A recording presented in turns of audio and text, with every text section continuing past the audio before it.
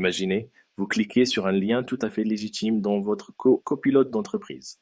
Et en coulisses, l'IA commence à vider vos données sensibles, vos documents internes, vos conversations. Pas besoin de virus, pas besoin de hackers hollywoodiens, juste un prompt bien construit. C'est le genre de scénario qui vient de passer de la fiction à la réalité.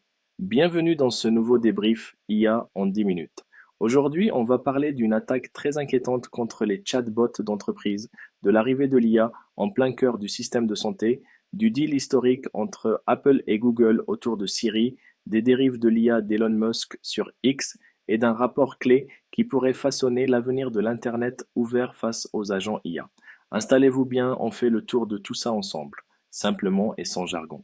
On commence avec ce qui va faire frissonner tous les DSI, l'attaque Reprompt. Des chercheurs en cybersécurité ont mis en évidence une nouvelle classe d'attaque ciblant les assistants d'entreprise comme Microsoft Copilot. Le principe est glaçant de simplicité.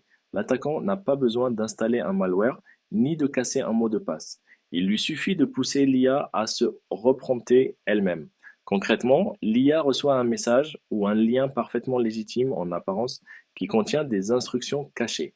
Ces instructions demandent au chatbot d'aller chercher des informations dans les systèmes internes, fichiers, mails, bases de données, puis de les restituer au sein même de la conversation.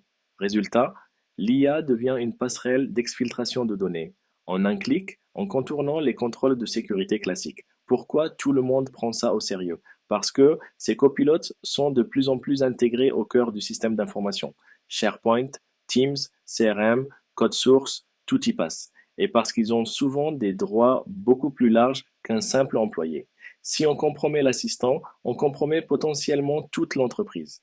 Les chercheurs ont publié suffisamment de détails pour alerter, mais pas tout pour ne pas faciliter le travail des attaquants. Pour les entreprises, le message est clair. Il faut traiter les LLM comme des applications très sensibles, limiter drastiquement leurs accès et leurs permissions, surveiller ce qu'ils peuvent sortir comme données, et former les équipes à ce nouveau type de menace. La bonne nouvelle, c'est que ça arrive tôt dans l'adoption massive de ces outils. La mauvaise, c'est qu'on découvre à quel point l'IA peut devenir une nouvelle surface d'attaque si elle est branchée au SI sans garde-fou. Deuxième actualité majeure. L'IA entre officiellement dans le secteur de la santé avec Claude for Healthcare. Anthropic, la start-up derrière le modèle Claude, lance une version spécifiquement pensée pour la santé. Aux États-Unis, certains abonnés pro et max peuvent désormais donner accès à leurs résultats de laboratoire et à certains éléments de leur dossier médical à l'IA, dans un cadre présenté comme sécurisé. L'idée, c'est de permettre une aide à la compréhension des résultats médicaux, une préparation de questions pour le prochain rendez-vous avec un médecin, un soutien pour naviguer dans des documents cliniques complexes. On n'est pas encore face à une IA médecin qui pose des diagnostics officiels, mais on s'en rapproche dans la chaîne de valeur. Tri, explication, contextualisation, ça peut être un énorme gain de temps pour les professionnels de santé et un vrai soutien pour les patients perdus dans le jargon médical. Mais évidemment, ça soulève des enjeux gigantesques. Confidentialité absolue des données de santé, conformité réglementaire, type IPAA aux États-Unis, demain équivalent ailleurs. Transparence sur l'usage des données pour entraîner ou non les modèles, risque d'erreur d'interprétation si l'utilisateur prend l'IA pour un expert infaillible. On voit ici un mouvement plus large. Les LLM quittent le terrain du gadget créatif pour entrer dans les secteurs critiques, santé, finance, administration. Et à chaque fois, la question n'est plus est-ce que ça marche, mais est-ce que c'est fiable, sécurisé et régulé. Troisième gros morceau. Apple et Google scellent une alliance qui aurait été impensable il y a encore quelques années. Apple a officialisé une collaboration pluriannuelle avec Google. La nouvelle génération de Siri va s'appuyer sur le modèle Gemini et sur Google Cloud. Autrement dit, une partie du cerveau et de l'infrastructure de l'assistant vocal d'Apple sera fournie par son grand rival historique. Pourquoi c'est énorme? Parce que Apple reconnaît implicitement qu'il a pris du retard sur les modèles de langage de pointe. Google impose Gemini comme une brique technologique que même ses concurrents ne peuvent plus ignorer.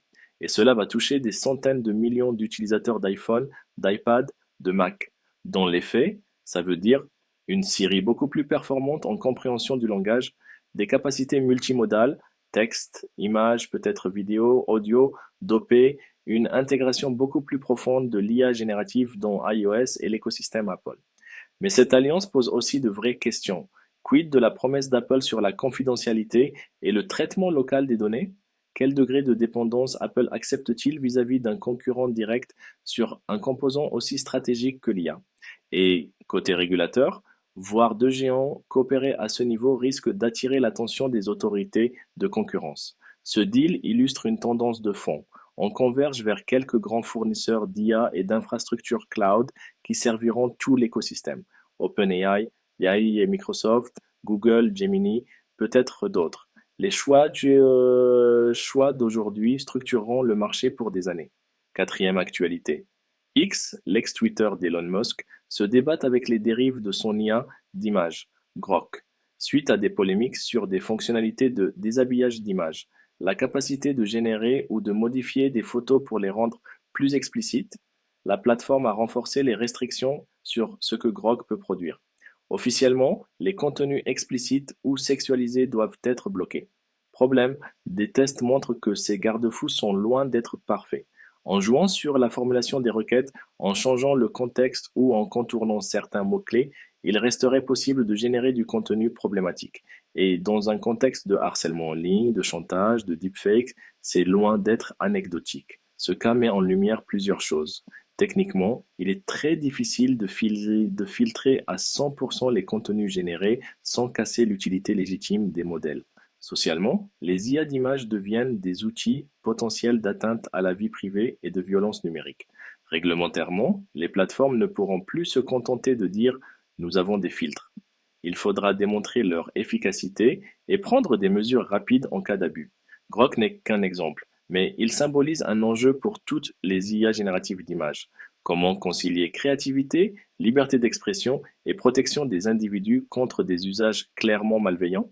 Enfin, cinquième pièce du puzzle, le rapport de l'Arcep sur les défis de l'IA générative pour l'Internet ouvert. L'Arcep, c'est l'autorité française qui veille notamment à la neutralité du net et au bon fonctionnement des réseaux. Dans son nouveau rapport, elle s'inquiète d'un futur très proche où nous ne naviguerons plus directement sur le web, mais à travers des agents IA. Imaginez, au lieu d'ouvrir un navigateur et de taper une URL, vous demandez tout à un assistant, sur votre téléphone, dans votre voiture, sur votre PC. C'est lui qui choisit quel site consulter, quel contenu résumer, quelle source privilégier. Entre vous et le web, un filtre opaque, propriété d'un grand acteur privé. Les risques sont clairs. Si l'agent IA privilégie certains contenus ou certains services, l'Internet ouvert devient un Internet trié. Les petits sites, les médias indépendants, les services innovants risquent de disparaître des radars. Les règles de neutralité qui s'appliquaient au réseau doivent être repensées pour s'appliquer aux couches logicielles et aux modèles. L'Arcep formule plusieurs recommandations, parmi lesquelles garantir la transparence sur la façon dont les IA sélectionnent et hiérarchisent les contenus, prévenir les situations où un même acteur contrôlerait à la fois le modèle, l'agent et les principaux services mis en avant, et s'assurer que l'utilisateur garde la possibilité d'accéder directement au contenu sans passer par un intermédiaire opaque. En filigrane, le rapport dit une chose simple. Si nous laissons quelques grands agents IA devenir la porte d'entrée quasi unique vers Internet, nous changeons la nature même du web, d'un espace ouvert à un jardin filtré. Alors, qu'est-ce qu'on retient de tout ça? On voit se dessiner un moment charnière pour l'IA. Sur le plan de la sécurité, avec l'attaque Reprompt et les dérives de Grok, on découvre la face cyber-risque des LLM, que ce soit dans les entreprises ou dans l'espace public. Sur le plan de l'adoption, avec Cloud for Healthcare et le deal Apple-Google, on bascule dans une intégration profonde de l'IA au cœur des secteurs vitaux et des produits grand public. Sur le plan sociétal et réglementaire, avec le rapport de l'Arcep, on commence à penser l'IA non plus comme un gadget, mais comme une couche d'infrastructure qui peut redéfinir l'Internet lui-même. La question désormais, ce n'est plus est-ce que l'IA va s'imposer, mais dans quelles conditions? Avec quels garde-fous techniques, quelles règles de transparence, quels droits pour les utilisateurs et quel équilibre entre innovation et protection des libertés. De votre côté, que vous soyez pro, étudiant ou juste curieux, deux réflexes deviennent essentiels. Gardez un scepticisme de bonne aloi. Tester, vérifier, ne pas déléguer aveuglément vos décisions à un modèle. et vous informer sur les enjeux de gouvernance et de régulation, parce qu'ils vont conditionner la manière dont vous utiliserez Internet et l'IA dans les prochaines années. Si ce débrief vous a aidé à y voir plus clair, pensez à vous abonner, à laisser un commentaire avec le sujet que vous voulez qu'on creuse dans un prochain épisode et à partager cette vidéo à quelqu'un dans votre entourage qui utilise déjà un copilote au quotidien.